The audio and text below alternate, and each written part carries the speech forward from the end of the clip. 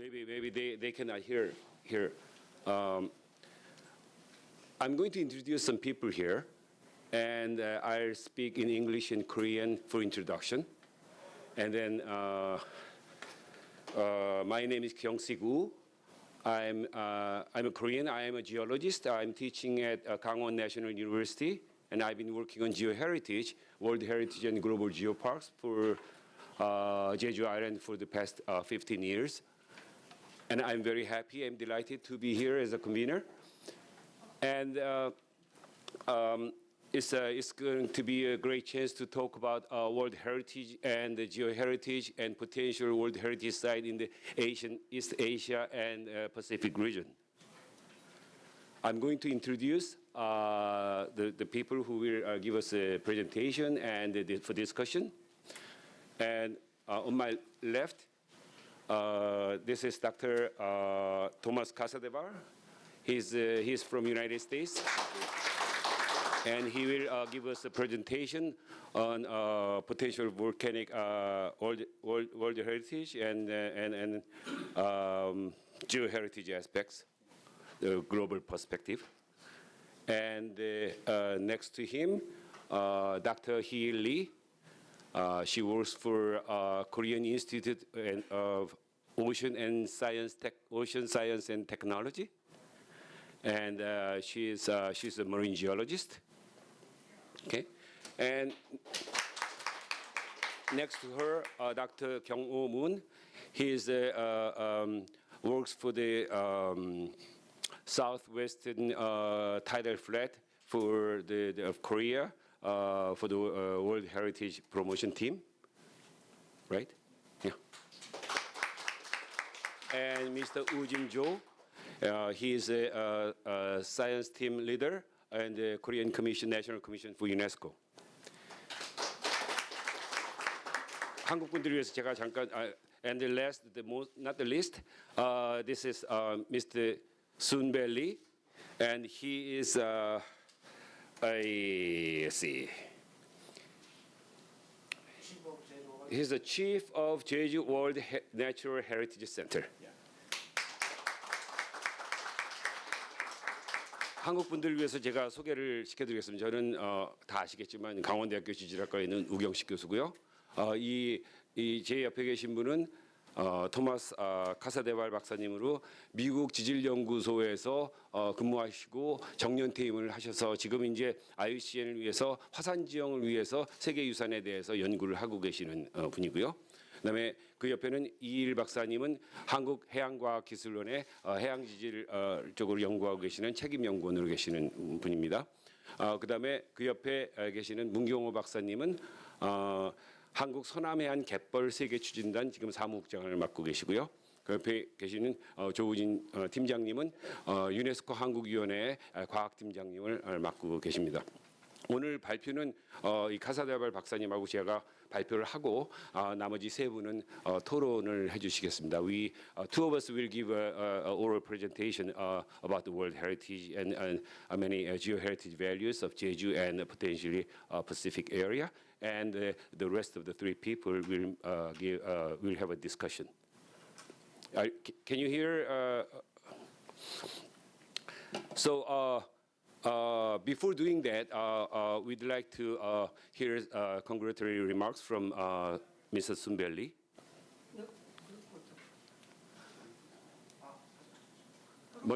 축사 먼저 하는 거 아니에요? 아니요, sorry about that. Sorry, this is my first time to be a convener at the forum. You have to excuse me. So I'm very sorry. We need to get a group photo. That's a very common custom for Oriental people. We love to take a group photo. So we'll just a few people will have a group photo, and we'll proceed the program.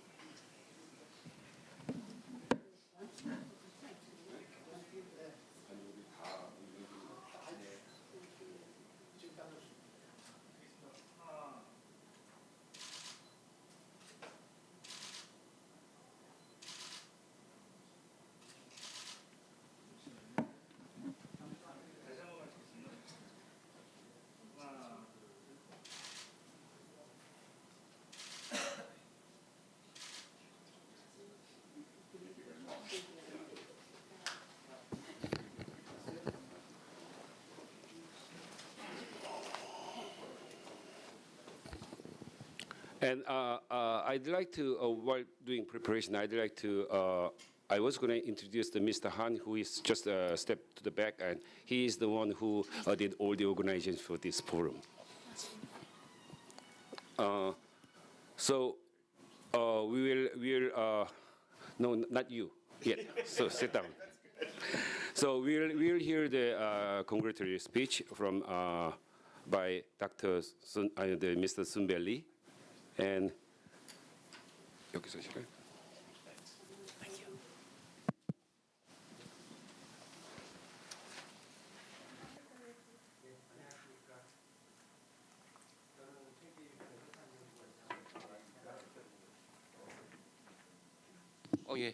예, 마이크 안 켜졌네요. 안녕하십니까? 저는 세계유산 한라산 연구원장을 맡고 있는 이순배입니다. 세계자연유산 생물권 보존지역 세계지질공원이 고장 제주에 오신 것을 진심으로 환영합니다. 특히 덴버에서 대한민국 제주도까지 먼 길을 오신 세계자연보전연맹 지질전문가 그룹 토마스 카사데발 위원님, 우경식 강원대 교수님, 한국해양과학기술원 이일 박사님, 세계자연보전연맹 지질유산 전문가 문경호 박사님, 유네스코 한국위원회 조우진 팀장님 오시느라 정말 고맙습니다. 오늘 해주십시오. 네, 오늘 제주특별자치도 세계유산 한라산연구원과 한국해양과학기술원이 공동 주최하고 대한지질학회가 후원하는 개최하는 아태지역 화산지형 해양환경 세계자연유산 발굴과 보전을 위한 국가 간 협력 섹션은 아태지역에 존재하는 화산지형과 여러 가지 해양 환경이 탁월한 보편적 가치를 지닌 잠재적인 지역들을 발굴하고 이를 세상에 알리는 한편 유네스코 세계유산으로 보존하기 위한 국가 간 협력 방안을 제시함으로써 인류유산이 보존과 자연과 인간이 공존의 중요함에 대해 서로 공감하고 이를 세계적으로 확산하는 데 기하리라 믿습니다. 이러한 중요하고 흥미로운 섹션을 개최할 수 있도록 기회를 주시고 참여해 주신 여러분께 거듭 감사와 축하의 말씀을 드리며 훌륭한 토론으로 진행되기를 빕니다. 고맙습니다.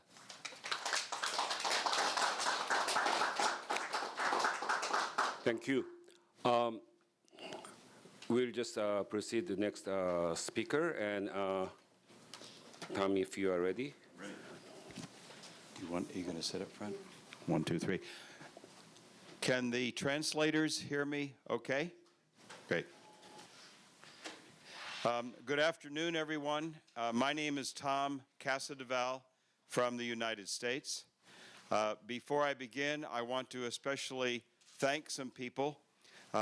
Dr. Wu has been my host here for the last 10 days in Korea and also in China. Mr. Han has very kindly arranged for this visit, and I'm very appreciative. And Ms. Lee also, I want to thank you very much for the opportunity to visit. I gave my talk a new title, and I'm calling it Volcanoes for World Peace, in keeping with the theme of the Jeju Forum. But I think it's more important because volcanoes occur all around the world, and many societies and cultures recognize volcanoes and volcano landscapes and volcano cultures for their important heritage values. And there's probably no place more important in that cycle than here on Jeju Island. Many of you are visiting Korea maybe for the first or second time, but you need to understand that Jeju Island is a very famous volcanic island in terms of natural and cultural heritage.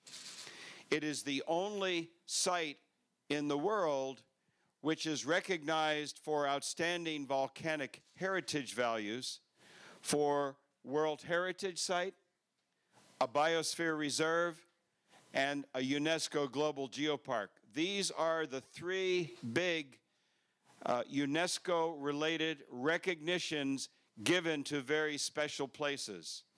So if you haven't enjoyed the volcanic geology and volcanic culture here on Jeju, you must go out and see it before you return home. Here at the top is the summit of the highest point in South Korea, Hallasan volcano, within Hallasan or Hallasan National Park, a World Heritage Site. Down in the lower right is one of the many very famous and unique lava tubes here on Jeju Island. These are some of the very best lava tubes in the whole world. You have to go and see them before you go home. And then most importantly, about 200 meters from this room is a very spectacular exposure of columnar basalt. It's very close here, and I suggest that at the break, any of you who want to go on a field trip with Dr. Wu and I and Dr. John, we'll take you down to this site because it's very, very worth seeing. So a protected area is what we're going to be describing, and this protected area is a term that refers to a clearly defined geographic space that's dedicated and managed through legal or other manners to achieve long-term conservation of nature and the associated ecosystem values. This comes from the IUCN, and the IUCN is the International Union for the Conservation of Nature. And the IUCN, based in Switzerland, is the body which evaluates all World Heritage and Biosphere Reserve sites. So you need to understand what IUCN is about. This presentation will talk about some work that I am doing on behalf of IUCN related to volcano heritage. I mentioned there are 3 major UNESCO programs that involve protected volcanic landscapes: the World Heritage, the Biosphere Reserve, and the Global Geopark. You'll hear these terms throughout my talk. The IUCN was involved in the drafting of the original World Heritage Convention in 1972. And as I mentioned, it's the advisory body to the World Heritage Committee on Natural World Heritage Sites. Within the IUCN, there is a commission called the World Commission on Protected Areas, or WCPA. Within WCPA, we have a geoheritage specialist group that really looks over conservation and management practices to effectively protect geoheritage and also to provide specialist advice. The director, or the person in charge of the Geoheritage Specialist Group, is Dr. Kyung-sik, who's my co-presenter up here today from Korea. And I am a member of the Geoheritage Specialist Group. One of the activities, one of the advisory activities of the IUCN is to prepare what are known as thematic studies. These are studies that relate specifically to different types of geology. In this case, there's a thematic study about volcanoes. This is the cover page for that study. This is available off of the World Wide Net, or the internet. And it's a global review of volcanic World Heritage properties. It was originally published in 2009, and a revision was requested by member states to UNESCO. And my job now is to lead the revision of the IUCN Volcano Thematic Study. And I'm going to present to you today some very early information from the first step in that study.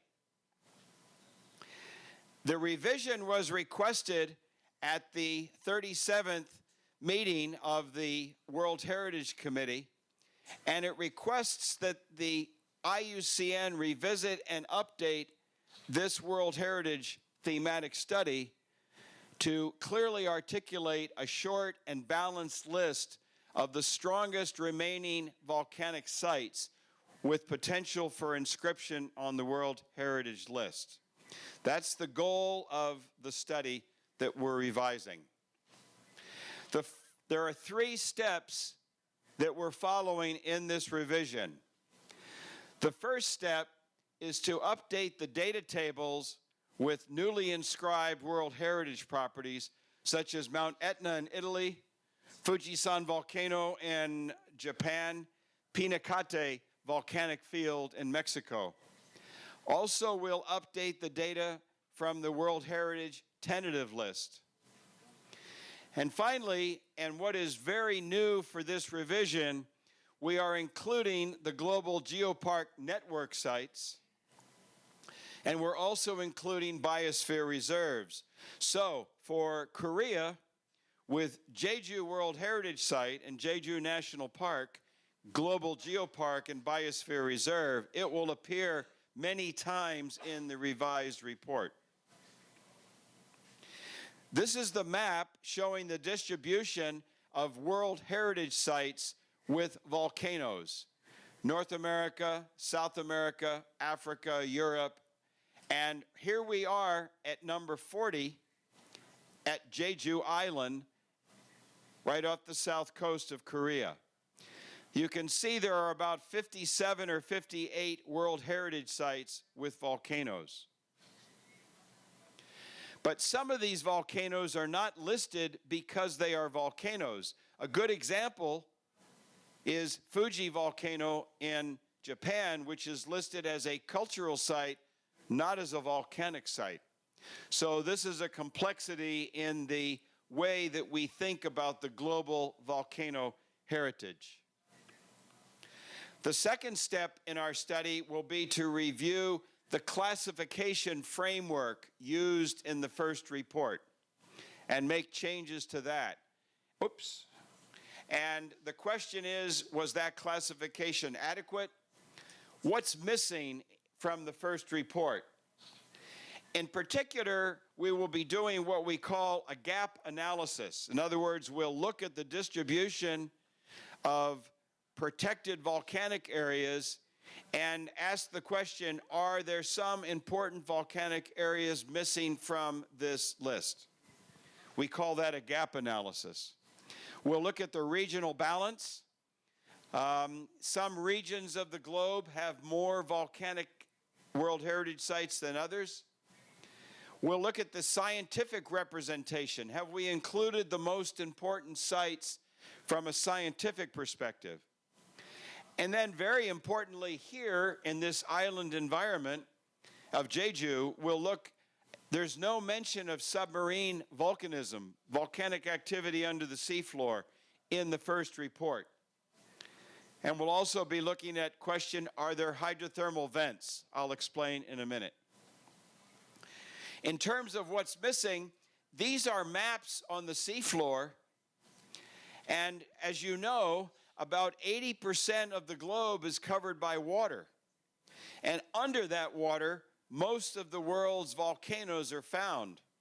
Now here on Jeju Island, we know that we have over 370 cinder cones and halasan, but there's probably many more volcanoes close offshore here to Jeju Island. And with more studies, we know a lot more about the seafloor. We know where the volcanoes are on the bottom of the ocean. And these are some examples off the coast of North America. This is called Axial Volcano. It's a beautiful volcanic caldera. On the lower right, you see this red mound of marine organisms. But you also see this black smoke coming out of some openings in that mound. This is on the seafloor where the temperature is very cold, But the temperature of the seawater here around this hydrothermal system is very warm. And therefore, these marine organisms like to live in that we call hydrothermal system on the seafloor. These are also very important because they have concentrations of minerals like gold, silver, copper, molybdenum, manganese. Some very important economic minerals. So many countries now are exploring the seafloor, particularly the volcanic areas, for minerals. The third and final step in our revision is that we will have consultations with regional volcano scientists to ensure that we have regional balance. We'll then revise the report and make some recommendations. So that's the three-step process we're using to revise the report. Now let's look at some of the early results. First of all, we'll look at the volcanoes that are occurring in the World Heritage Program, such as Jeju. The World Heritage Convention provides a framework for conserving many of the world's most important natural areas under the term of having outstanding universal value. These are the best of the best. They're not just important regionally to Jeju or South Korea, but they're important globally. So they have what they call outstanding universal value. There are more than 1,000 World Heritage Sites, but only about 30% of those are natural sites. 58 sites have active volcanoes or volcanic features, or about almost 6% of the World Heritage Sites have some type of volcanic feature.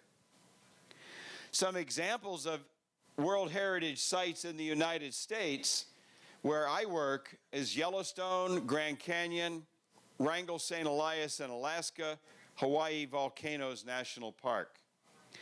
This is a photograph of Old Faithful Geyser at Yellowstone National Park in the western United States.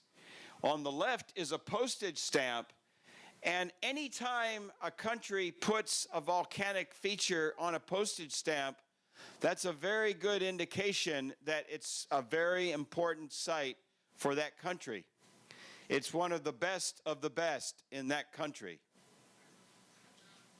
This is Grand Canyon in the state of Arizona in the southwest. The Grand Canyon is particularly known for this sequence of layers in this what we call stratigraphic record, a record of sediment deposition. And this has been cut through by the Colorado River here on the bottom. And most people think of the Grand Canyon as being important for the stratigraphic record. But I study volcanoes, and I think of the Grand Canyon as being important for this volcano here, and a whole set of volcanoes here on the north rim. This is called Vulcan's Throne. It erupted about 1,500 years ago, and it sent lava into the Grand Canyon, and it blocked the Colorado River. So it dammed up the Colorado River, and then it was eroded through. And this is another famous volcanic site, Hawaii Volcanoes National Park. It's especially important here in Jeju because this is a sister park to Jeju National Park. So Jeju National Park and Hawaii Volcanoes National Park are sister parks. And it's a spectacular site for seeing active volcanism. So of the World Heritage Sites, 58 of those sites have volcanic features, but only 16 of them were designated for geology. So some, like Fuji, were designated for other purposes, for cultural purposes or biological purposes. And some examples include Kilimanjaro, Fuji, Thingvellir in Iceland, and Iguazu in Argentina, Brazil. This is an example of Iguazu Falls at the boundary between Brazil, Argentina, and Paraguay. This is an example from Iceland. This is Thingvellir, And this is a site where the mid-Atlantic ridge on the Atlantic seafloor comes up and forms the island of Iceland. So it's a very important volcanic area, and it's a World Heritage Site. So World Heritage Sites by region, as you can see, Europe has the majority. UNESCO programs are very popular in Europe, just as they're very popular in Asia. Asia and Australasia, Africa, North America, and South America has a lot of active volcanoes that are World Heritage Sites as well, particularly in the Galapagos Islands. So let's look at the second UNESCO program, Man in the Biosphere, or Biosphere Reserves. There are currently about 650 biosphere reserves all over the world.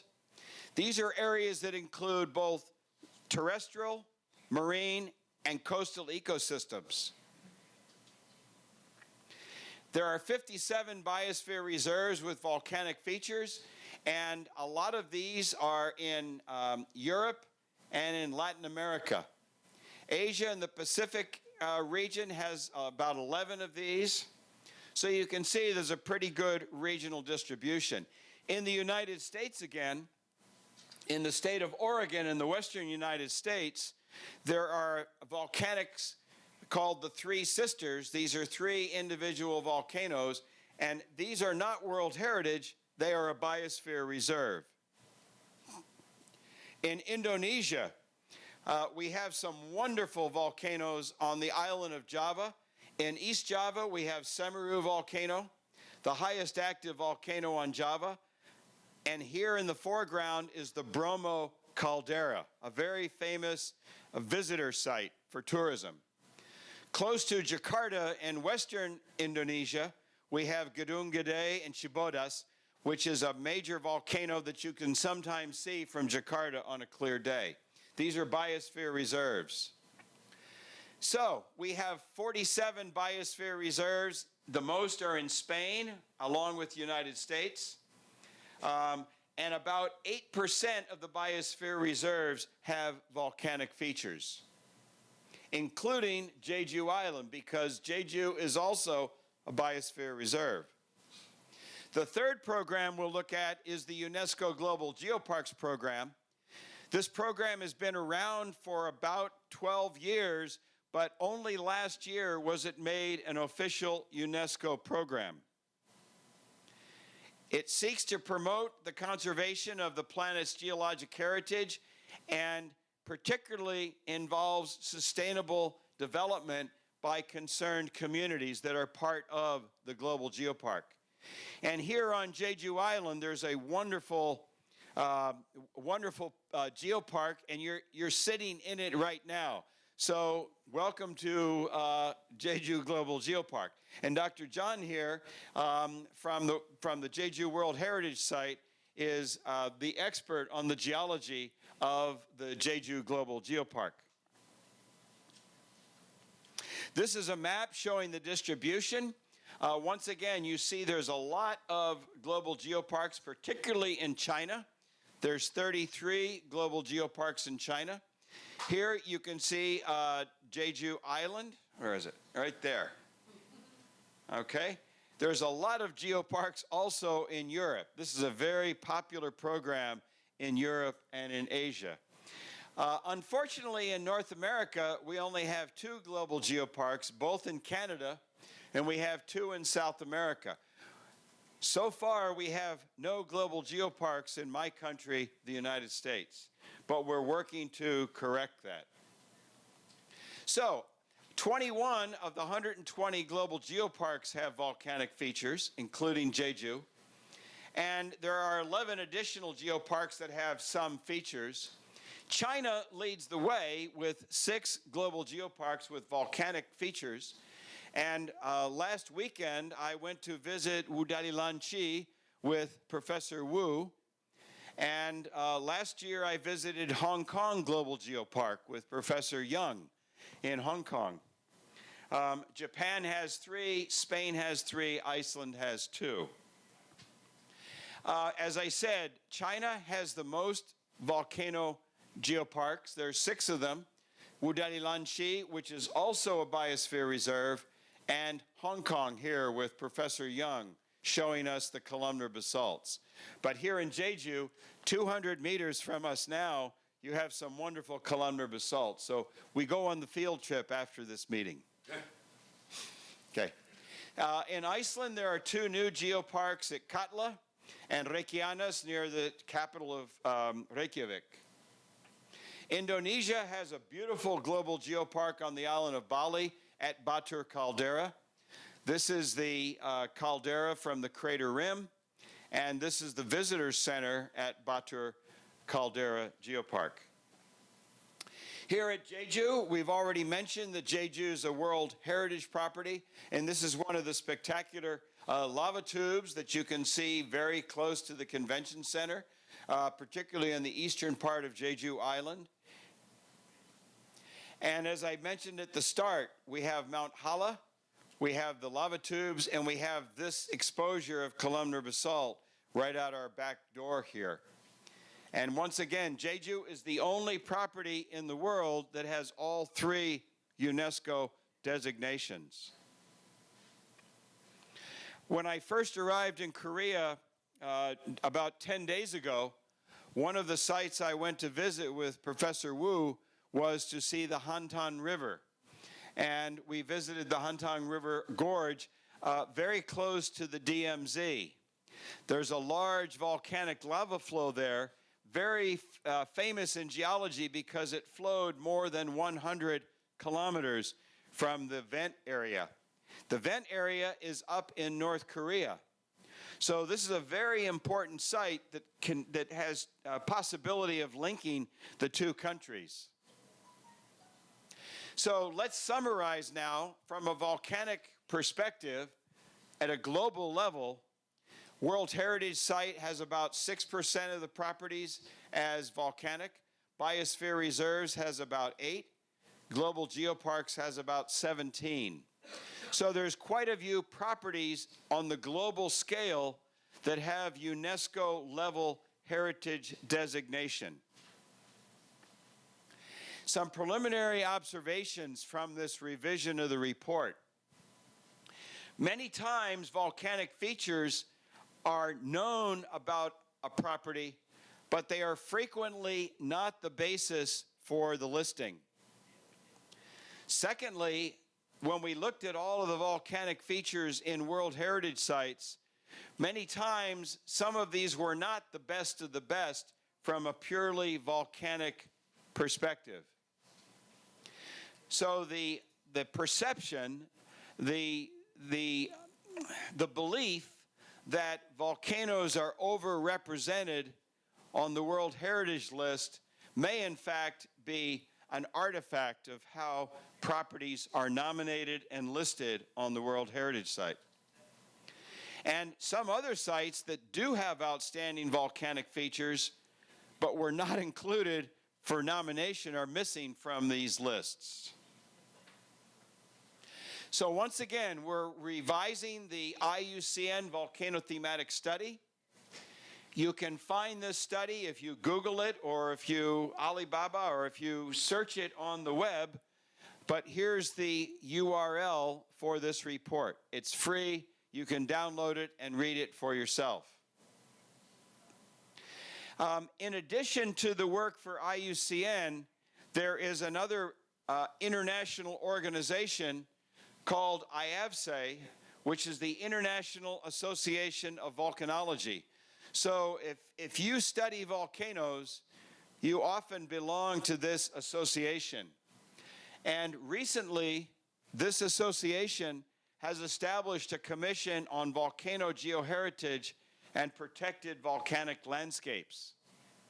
And the 4 reasons for that are to contribute scientific knowledge to management of protected volcanic sites, identifying the scientific values in those sites, communicating the heritage values through education and interpretation. And one thing I notice here in Korea and also up at Wudalilanchi is both of those sites have very good education and interpretation programs. They're really world-class programs. And finally, to support geotourism in the economic and sustainable development of the communities in these protected areas. So if you're interested in knowing more about IAVSE, there is a website, and I'm one of the co-conveners or one of the co-chairmen of this new commission on volcano geoheritage. If you're interested in learning more about volcano geoheritage, there are two very important meetings coming up this year. In September, in England, UNESCO will host the Global Geoparks Conference. And I know that people from Jeju Global Geopark will be, you will have some participation in attending that. Also in China, there will be a number of people from the volcanic geoparks in China attending. The second meeting is the IAVSE meeting called Cities on Volcanoes. It's being held this year in southern Chile in November. And we will be having a special session on volcano heritage. And I would invite people from Korea, from China, any other sites that would like to learn more about volcano heritage to plan on joining us down in Chile. Thank you very much for your attention.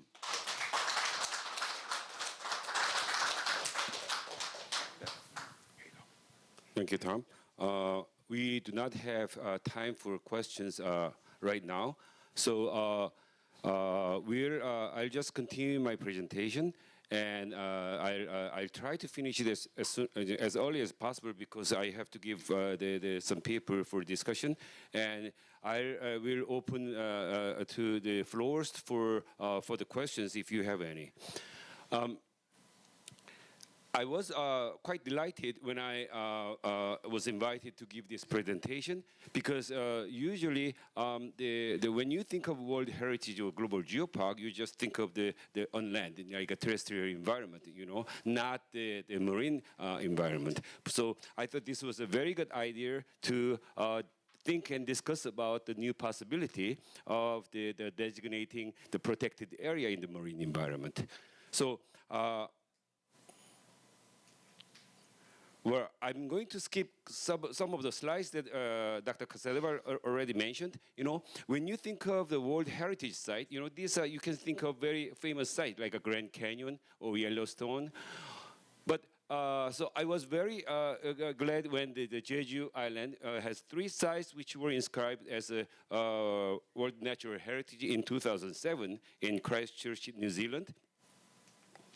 But what about the marine environment? Is it the World Heritage is only good for terrestrial environment? And it's not, you know, because we can see the good example in Japan, which is Shiratoko, very famous in the eastern part of the Hokkaido, which was inscribed as a World Natural Heritage because of the marine fauna.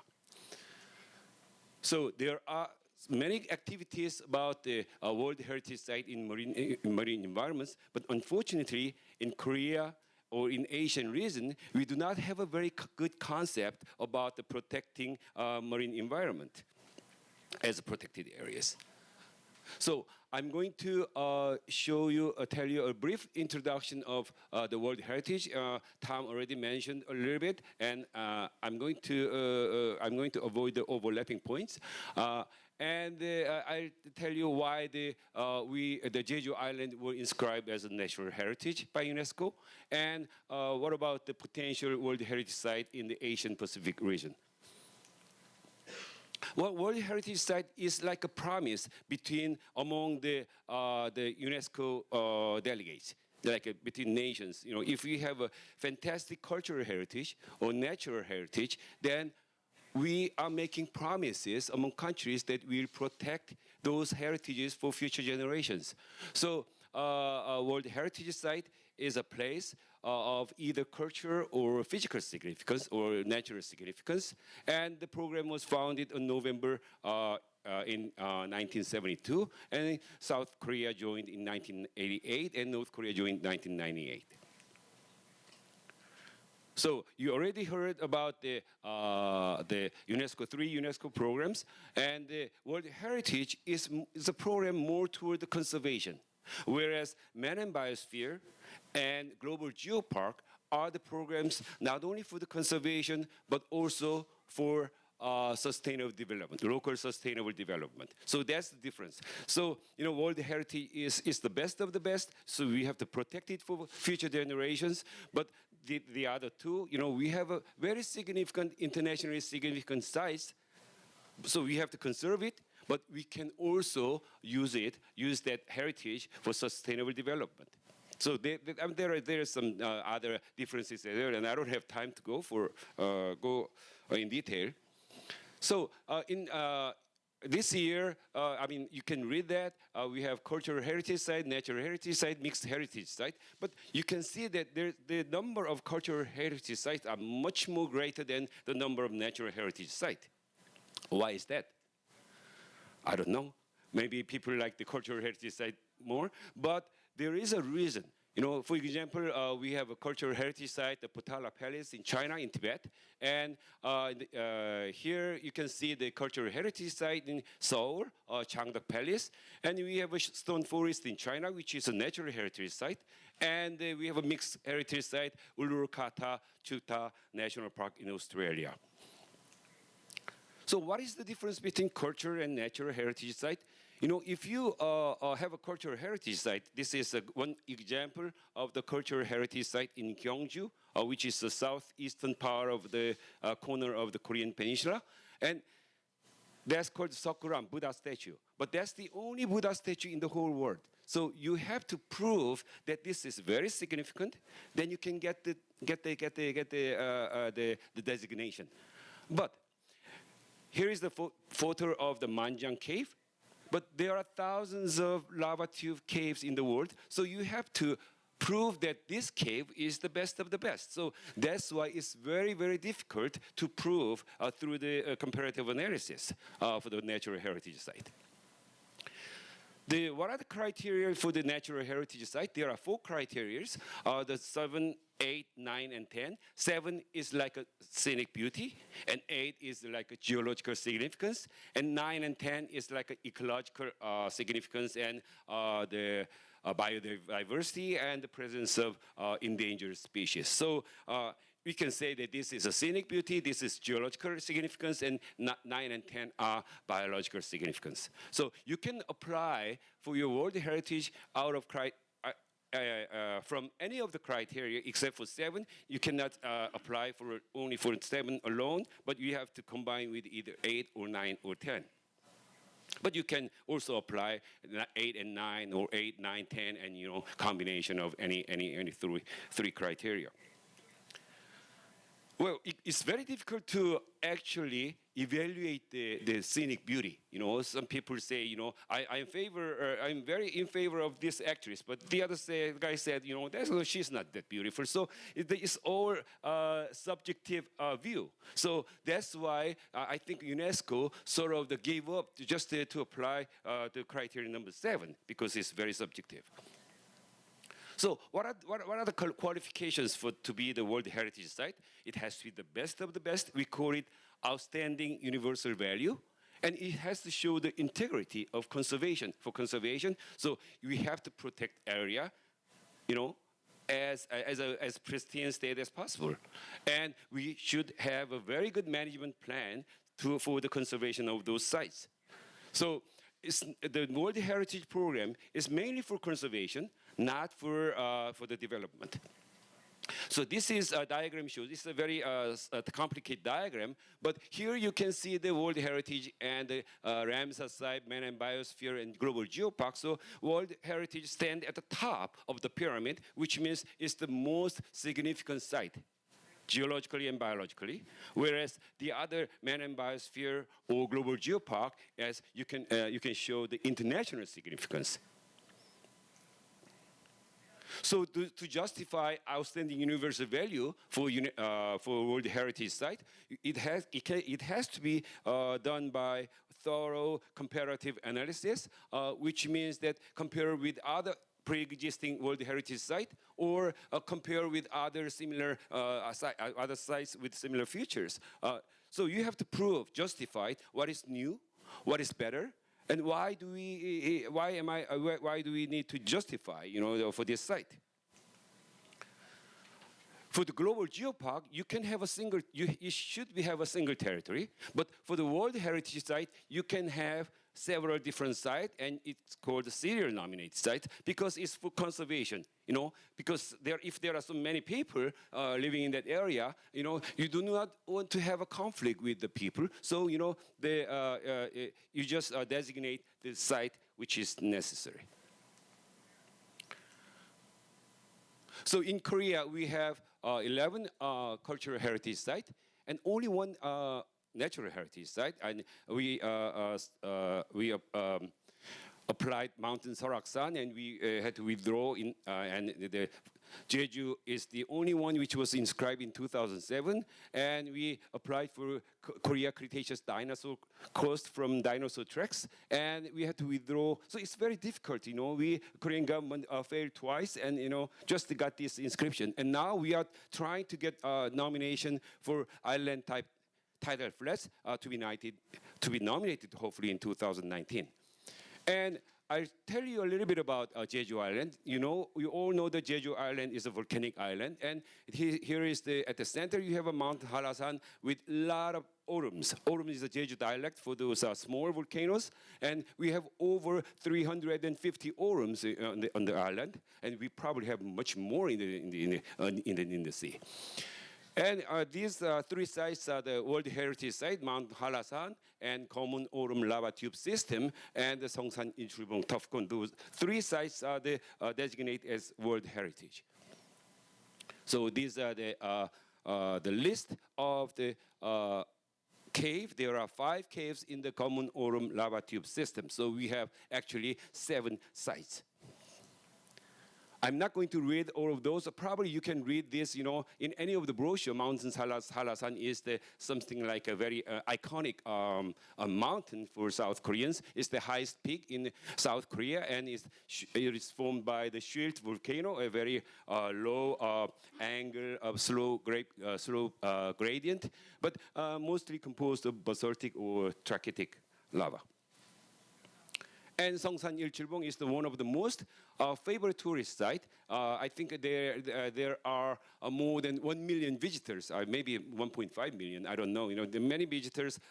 You can actually climb up to the top of the cone, but.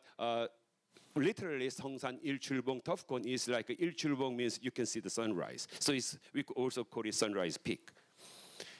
And here is the location of the Common Orum cave system. And the lava tube system consists of 5 lava tube caves, starting from Common Orum, and lava flow this way. And here's one cave, actually not this way, but this way too. So there's one cave, and there's 3 more caves in the downstream section. So Manjang Cave is a very long cave, and it has a beautiful internal morphological structures and fantastic lava speleothems. And it was formed it was suggested by geologists in old days. That's the age, but recently Jeju government sort of announced that it is like 0.1 million years. I think there is Dr. An who said this somewhere among the audience. And if you go to Hawaii, you can see fantastic volcanic landforms, but they are very young. It's only 500 years old, 1,000 years old. It's just like a freshly baked bread, But these caves in Jeju Island, it's very old. But despite this old age, we can find fantastic internal landform, the morphological features in the cave like this. And here you can see the one guy standing as a scale.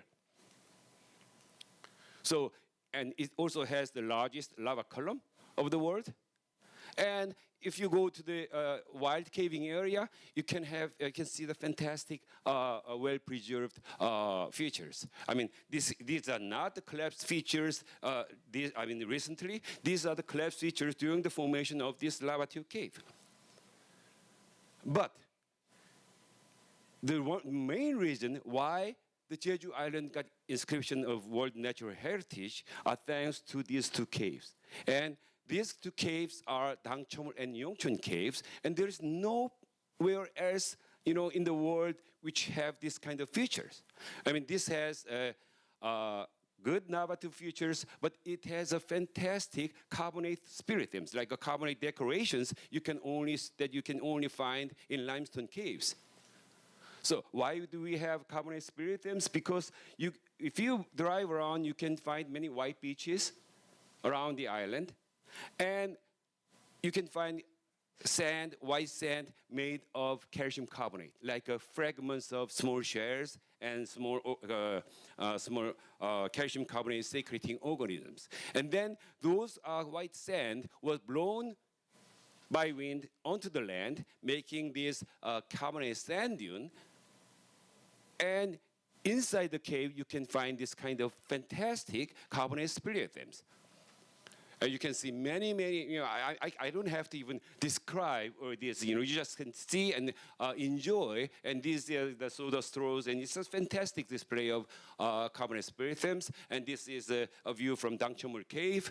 And so I think you already understand why, I think I already told you why the Jeju has so special geoheritage values. What about other areas? I think we still have a chance of Mountain Hantangang region together with Mountain Baekdusan, and maybe Mountain Soraksan together with Mountain Kumgangsan. But we need to solve the diplomatic problems with North Korea before pursuing that.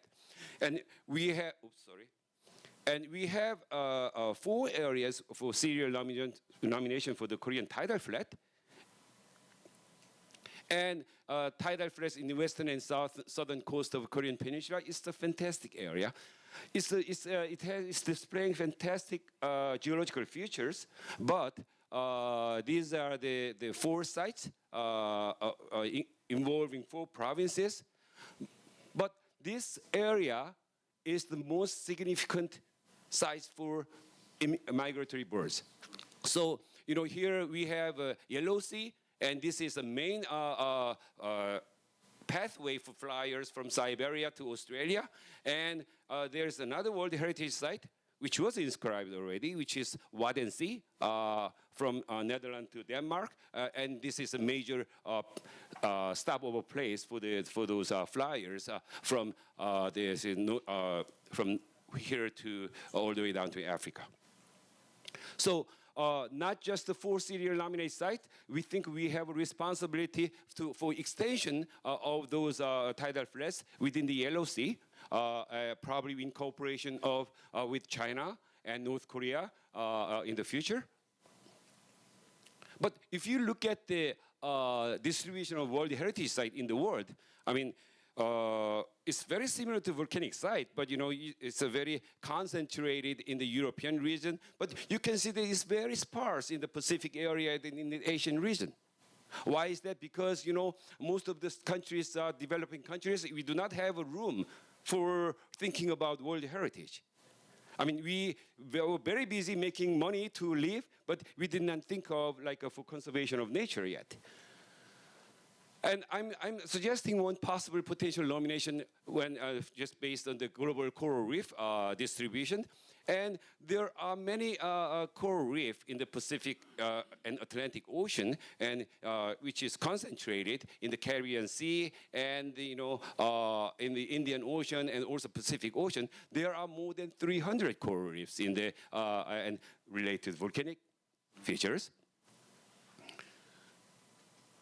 So, and this is called a coral triangle, and involves the Western Pacific worm pool. So this is a very basic geologic information. And then when the volcano erupted above the sea level, then you have a coral reef around the reef, which is called a fringing reef. And then with the because the thermal contraction, the island is subsiding, and then you have growth of coral reef, which will result in barrier reef, and finally atolls like that. So when the Korean Institute of Science and KIOST, Science and Oceanographic, KIOST, the Korean Oceanographic Institute, they have a base, research base, and in Chuk Island, and I have a chance to work there for 3 years, for my research, and we were discovering the potentially very nice evolution of coral reef. And there are many other candidates in the Pacific Ocean to work on that. But what are the expected problems? Because we have a very little scientific data, and the selection of the best site in large area may cost very much money and take a long time. And in most countries, they are developing countries, they don't have good concept about World Heritage. And maybe there may be very strong complaints by local residents due to strong protection measures. So if several countries are involved, serial nomination may be quite difficult to achieve, because it has to be gone through the negotiation bit among the countries. So it's going to be very difficult. But what are the expected results? There is a agreement that is called Aichi Target 11, which is like everybody in the world, all the nations agreed to increase the protected area. I forgot the exact number, by 17% or something like that, because we need to protect. So it was an agreement among countries. So we will contribute for the expansion. We will make the contribution for Aichi Target 11. And the new World Heritage Site in developing countries may promote sustainable socio-economic development, and maybe effective investment can be made by developing countries, by Japan, by China, by Korea, to some of the countries in the Pacific. And we will make a globalization in terms of research, for the world. So my conclusions are, very little is known about the protection of the marine environment. It's only well known for the European countries and the American, by America or Canada, but very little is known about the protection of the marine environment in Asia and Pacific region, even though we have fantastic sites. So that's something we have to think about. And the rest of it is, I already mentioned this. So I'll stop here because we don't have much time left. And thank you very much for your attention. And I will, we just have 2 minutes to rearrange the table. And I am asking the 3 of you, or 5 of you, to come out to the floor.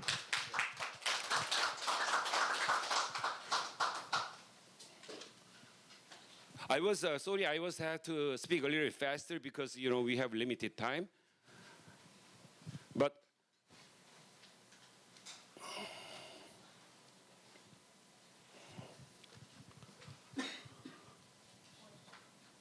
if you can, 불 좀 켜주실래요? So I'll give 3. One lady and 2 gentlemen for discussion, and if we have some time left, then I'll ask you to ask questions if you have any. Dr. Lee, you first. Yeah.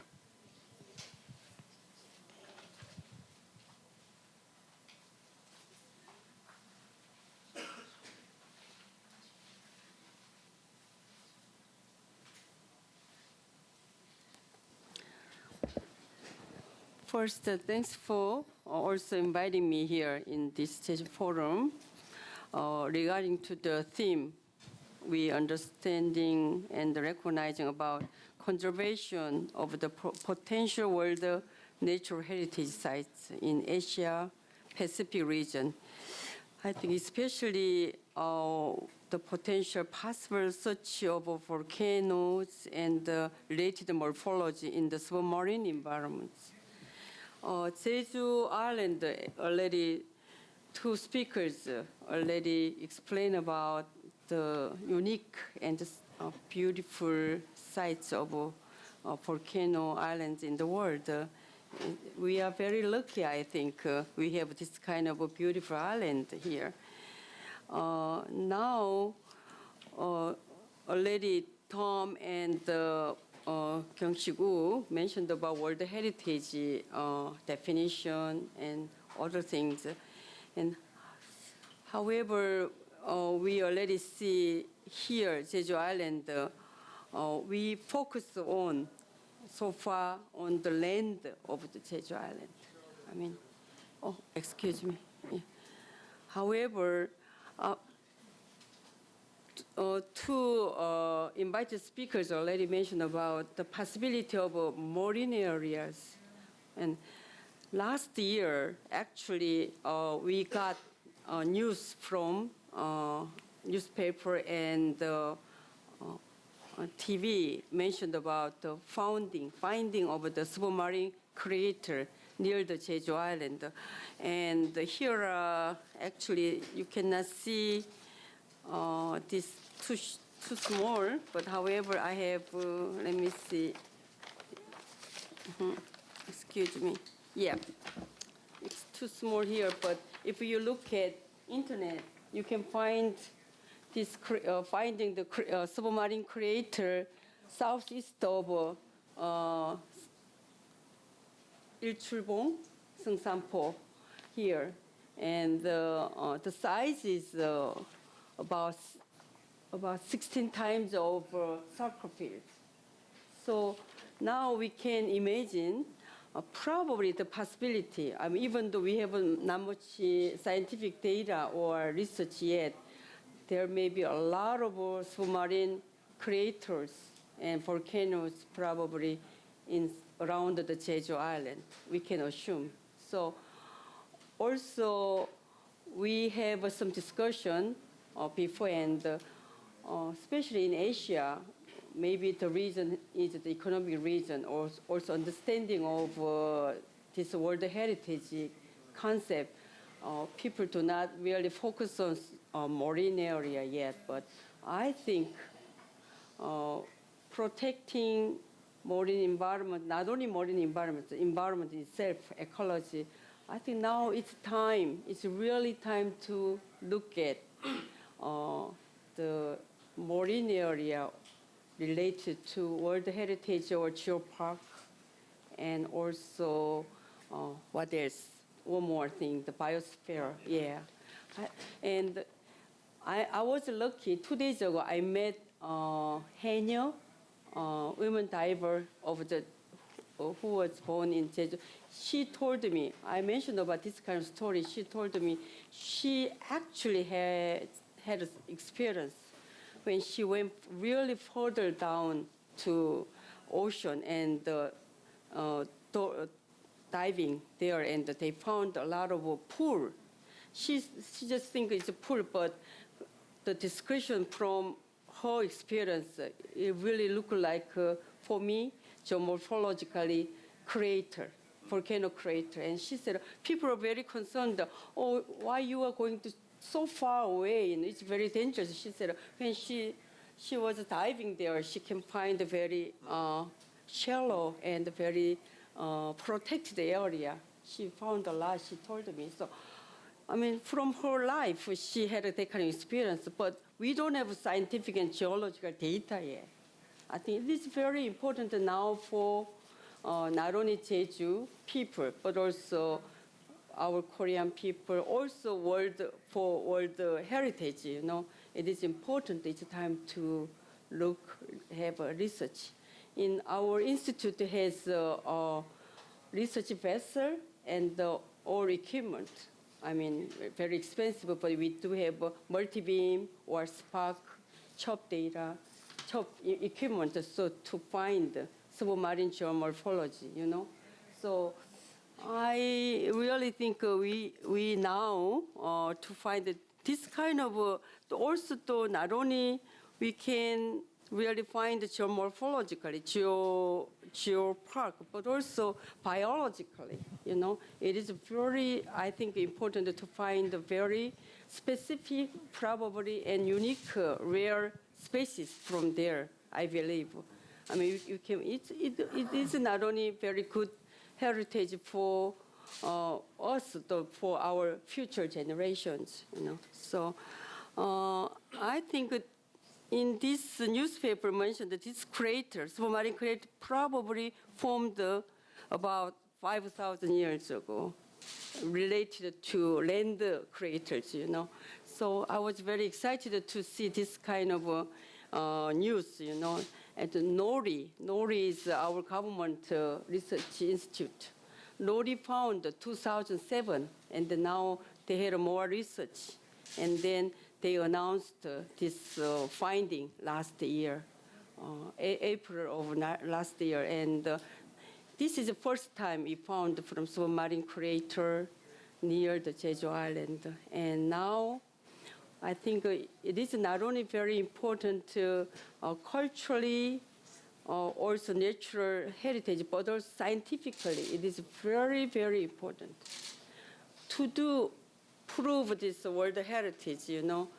The basic studies, the scientific basic studies, as you know, we need to have the data. Without data, we can discuss all day, it's nothing, you know. So now, also government, not only Jeju local government and our the head of government also have to concern about this importance, I think. To do so, we need to already, Dr. Wu said, you know, educating what is the importance of world heritage, biosphere, and geopark, etc. You know. Also, when he mentioned about this kind, I was wondering here also very important the wetlands too. So I was wondering Ramsar, etc. You know, I mean Jeju got a lot of potential. I mean natural conservation. Also, I really ask. I mean it's very a little bit delicate, but ask for Jeju government to try to protect Jeju Island more than sustainable development is very important. But however, I feel like the development is further going there. So conservation is, in long run, is more for us, for future, more we have economically better than later, you know. People think we can develop and we can have the economically right now, you know, but I think we have to look at planning strategy in long term. I think it's much economically better too, you know. So I suggest I already said it's time to focus the extension of the World Natural Heritage Site to the submarine craters, volcanoes, other geological and biological protection and conservation. To do so, we need to first to survey the basic marine research, such as submarine geomorphology reconstruction around the Jeju Island.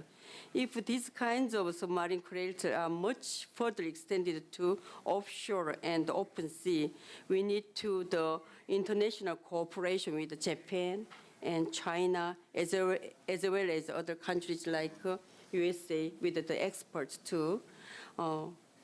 So I want to stop. I want to write more, but I will stop because it's not much time. Okay. Thank you, Dr. Lee, for interesting discussion. I think she really pointed out very interesting points that there are some submarine crater or vent, volcanic vent in the shallow sea around Jeju Island. It's mainly because it's a very special setting. You know, when you look around the whole world, there's not many places with this kind of wide continental shelf. You know, continental shelf extends far to Taiwan. and this is a very shallow shelf, and there has been a fissure eruption, so there has been many volcanic eruptions. So, I mean, if you go to Pacific Ocean, it's not like that. It's a each volcano is surrounded by very deep ocean. So not only for just the vent, I'm sure we can find many volcanic lava tubes as well, extending from the Jeju Island. Thank you, Dr. Lee, and I'll give this microphone to Dr. Moon. Actually, I expected I've got about 10 minutes, but it's already past only the 10 minutes left. So let me bring you kind of my apology to speak in Korean, because to reduce the time.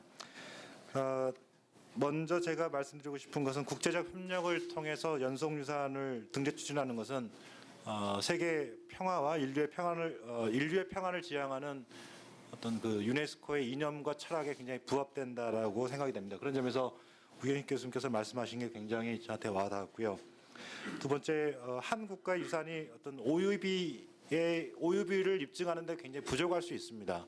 특히 우리나라 같은 경우는 이게 제한적인 국토 영향을 갖고 있을 때는 굉장히 부족한 경우가 많은데, 이것을 다른 나라와 함께 추진할 경우에 새로운 연속유산으로서의 어떤 가치를 창출할 수 있다는 점에서 굉장히 중요하다고 생각하고요. 특히 해양 부분으로의 확대를 제안을 해주셨는데, 그 부분은 이제까지 어떤 내륙 위주의 그 관점에서만 바라봤던 그런 부분에서 어떤 새로운 패러다임을 제시한다는 점에서 굉장히 고무적이라고 생각됩니다. 저희 경우에 있어서는 그 보호 및 관리 부분을 책임지고 있어서 관련해서 몇 가지를 말씀드리고자 합니다.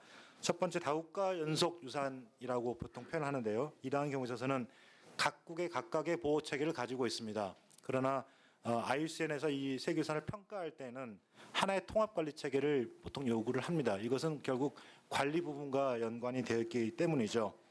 때문에 이러한 것들을 어떻게 해결할 것인가, 다국가 연속 유산으로 갈 경우에 어떻게 해결할 것인가에 대한 고민들이 먼저 선행돼야 될 것으로 생각이 됩니다. 두 번째, 우리나라 경우도 마찬가지로 세계 다른 나라 대부분의 경우에 있어서도 등재만 굉장히 관심이 많고, 등재 이후의 보존과 지속 가능한 발전에 대해서는 좀 관심이 떨어진 듯합니다. 이 지속 가능한 발전, 즉 지속 가능성이라고 하는 부분에 있어서는 보존에 기초한다는 개념이 있는데, 우리나라에서는 특히 이상하게 이게 지속 가능한 발전이라는 부분이 개발이라는 논리하고 많이 이렇게 연계가 되어 있어서, 그런 부분에 있어서는 좀 패러다임을 좀 전환하는 것도, 그리고 원래 개념으로 돌아가는 것이 필요하고요. 때문에 통합 관리를 위한 어떤 다양한 이해 당사자들의 참여를 포함하는 그러한 협의체를 구성하고 이러한 것들을 운영하는 것이 필요할 것으로 생각됩니다. 마지막 두 가지 더 남았는데, 하나는 다음 것은 우리가 기본적으로 항상 얘기를 할 때 생물 다양성이라든가 또 문화 다양성에 대해서는 얘기를 많이 합니다. 그러나 이게 가장 기본이 되는 것은 지질 다양성입니다. 지질 다양성이 즉 땅이 우수하기 때문에 여기에 많은 생물들이 살 수밖에 없는 구조가 되는 거고, 생물들이 많이 있기 때문에 그거를 먹이 원해서 살아가는 많은 인간들의 활동들이 있어 왔습니다. 즉 지질 다양성이 풍부한 것이 결국은 생물 다양성이 풍부하고, 생물 다양성이 풍부했기 때문에 문화 다양성이 풍부한 것이죠. 이러한 기본적인 개념을 가지고 있다고 한다면, 보존하는 주체이자 또 관리하는 주체는 결국 인간일 수밖에 없고, 특히나 그 지역에서 오랫동안 생활해왔던 지역 주민일 수밖에 없습니다. 이러한 점에서 지역 주민이 굉장히 중요한 관리 주체가 될 것이고요. 사람의 갯벌을 좀 추진하는 과정에서 예를 말씀드리자면, 저희는 추진하는 과정에서부터 뭐냐면 지역 주민 협의체를 구성을 하고 있고, 또 이러한 지역 주민들이 실제적으로 추진위원회에 참여를 함으로써 그들의 의견이 정책을 결정하는데 반영되고 있습니다. 이러한 노력들이 다양하게 앞으로도 활발하게 이루어져야 할 것으로 생각됩니다. 마지막으로 제주도의 사례와 같이 지금 전 세계적으로 제주를 IUCN에 포커스를 맞추고 있는 것은 다지정 유산, 다지정 지역, 즉 멀티 데지네이션 사이트라고 얘기를 하고 있는데, 이러한 경우에 있어서 제주도 같은 경우는 기본적으로 생물권 보전 지역 BR부터 시작해서 지오파크, 그리고 마지막 세계유산까지 즉 소위 말하는 3관왕을 이루고 있습니다. 이러한 것들을 따로따로 분리해서 생각할 것이 아니라 각각의 특성을 가지고 있습니다. 생물권 보전 지역이나 지오파크 같은 경우는 아까 우경식 교수 말씀하셨듯이 지속 가능성에 좀 더 많은 포커스를 두고 있고 세계유산 같은 경우는 보전에 포커스를 두고 있기 때문에 이러한 보전과 지속 가능성을 갖고 있는 이 다양한 프로그램들을 각각 잘 활용한다고 한다면 우리가 원하는 보전과 지속 가능 발전이 함께 이루어질 수 있는 그러한 지역으로 거듭날 수 있지 않을까 생각합니다. 그래서 이러한 상호 연관성을 통한 관리 방안들에 대해서 좀 더 심도 있는 연구와 논의가 필요할 것으로 생각됩니다. 예, 이상 마쳤습니다. Thank you, Dr. Moon. Thank you, Dr. Moon. He mentioned very well about the significance of geoheritage, and I really thank for that. And he was suggesting very good points about the management and conservation and management plan, significance of management plan. And I'll ask Mr. Joe Eugene for this question. Sure. I'm trying to finish my short discuss for the floor and moderator within 5 minutes, maybe. First of all, I am very pleased to be here with such renowned experts on protected areas to find ways to cooperate for the recognition and conservation of potential World Natural Heritage Site in the especially Asia and Pacific region. I very much enjoyed the two presentations by Professor Wu and Professor Casad. Seems like the UNESCO manual or the explanations published by UNESCO headquarters. As a discussant and as a STEM member of the Korean National Commission for UNESCO, but I'm as someone who is not a natural scientist, I would like to raise 2 points to be considered together concerning the subject of this session. My first point is to consider how we can increase the understanding and support for the needs and values of the various protected areas programs, including World Natural Heritage programs at the local and national and regional levels in Asia and the Pacific region. In particular, the understanding of social leaders and policymakers may be the crucial and determining factor for the recognition and conservation of the potential World Natural Heritage Site. As such, I think it is necessary to emphasize that various protected areas, including potential World Natural Heritage Sites, really contribute to the achievement of the Sustainable Development Goals adopted by the United Nations to replace the Millennium Development Goals in 2015.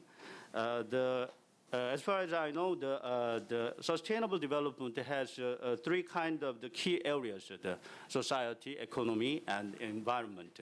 So, as a global agenda, the sustainable development goals can provide a rationale and support for regional cooperation for protected areas.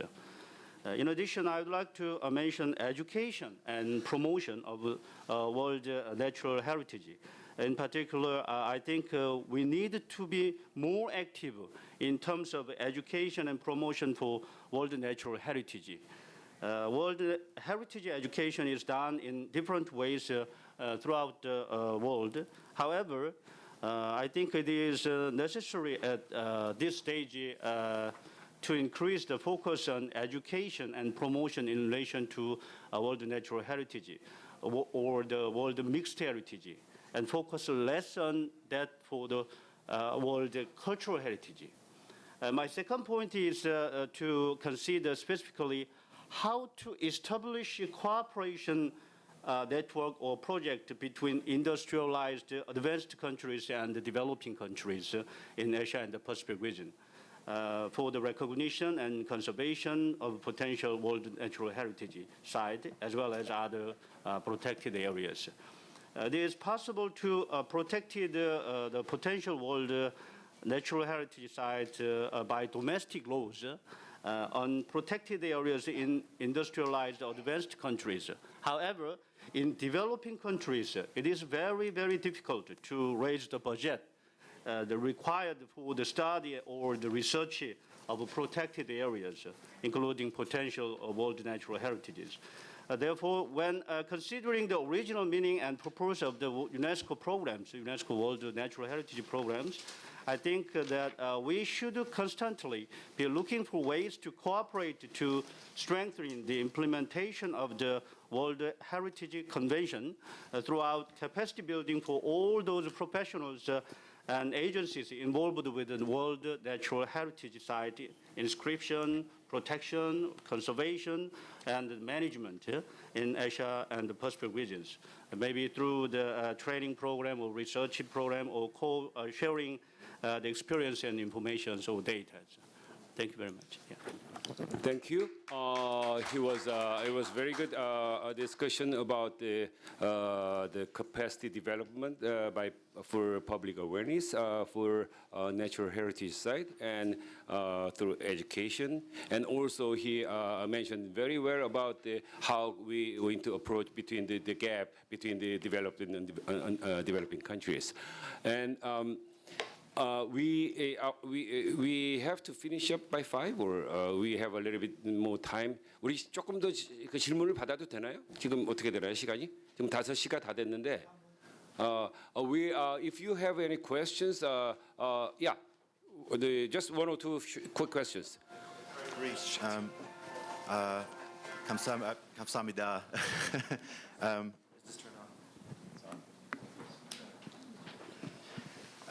There were some excellent points made there. Thank you all very much.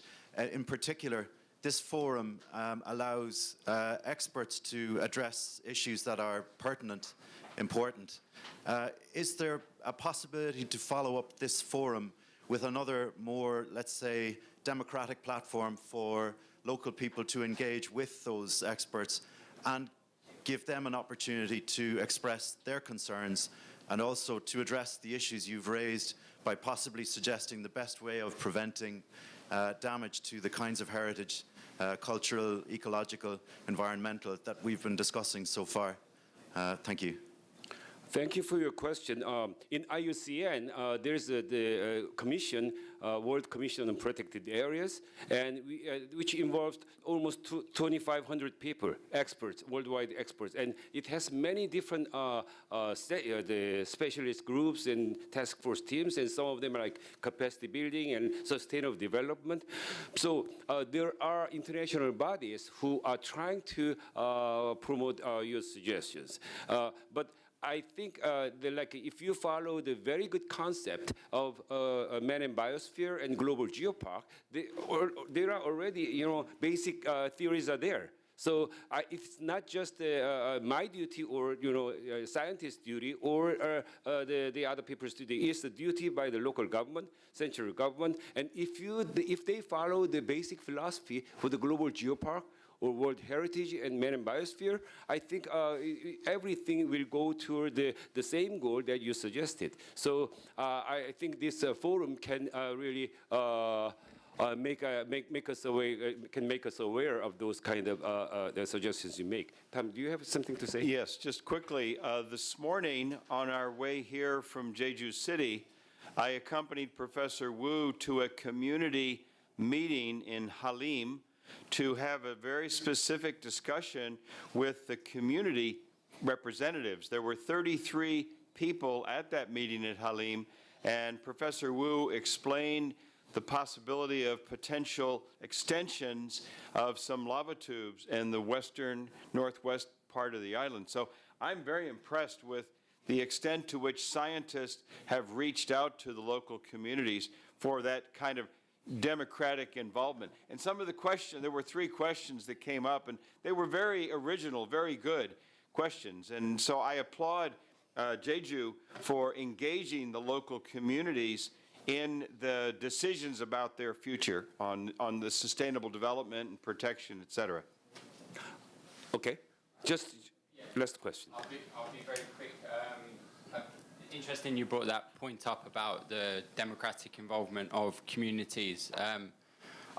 There's lots of concerns I have about development, which was briefly brought up, but particularly I've spoken to villagers at the second airport site, and they're very concerned about the damage to geological heritage due to the second airport plan, and they want geological surveyors to go to that area and survey, because they say there are lots of caves that they want designated with the IUCN before this airport is built. Is there any plan, or have you had any contact with the villagers in southeast Jeju around Songsan-ri, Onpyeongri, Nansan-ri, Susan-ri? Because the villagers there really want help from geological specialists to go there, survey the land, to make sure that this airport, which is not wanted by them, does not also damage Jeju's geological heritage. That's a very political question, and it's very difficult to answer. But I'm getting a lot of emails, personally from those people. But there are already reports based on the cave survey, which was carried out a long time ago, and I'm sure that there will be another thorough survey even before the decision of the final, boundary. So I don't think the Korean government or Jeju government will just make the airport, without thinking seriously, without serious consideration. So I love natural environment and I love caves here. And if there are fantastic caves, there may be some this negotiation. We have to think about that. What is better for the future generations? To keep this cave or to construct the airport. There was one case, in Korean Peninsula, there is a limestone terrain with many caves, and the Korean government tried to build a dam. But finally, Korean government gave up the dam because there are so many precious caves in there.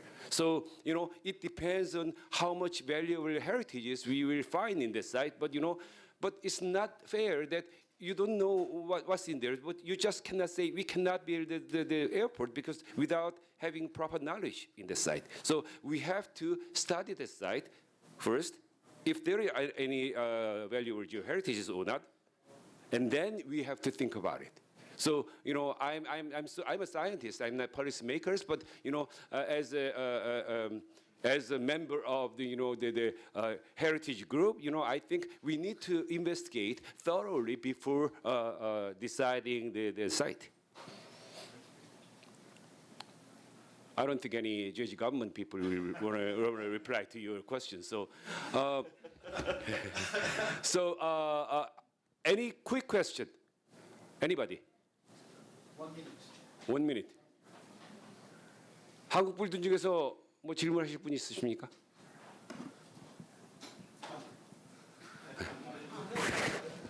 네, 감사합니다. Thank you very much.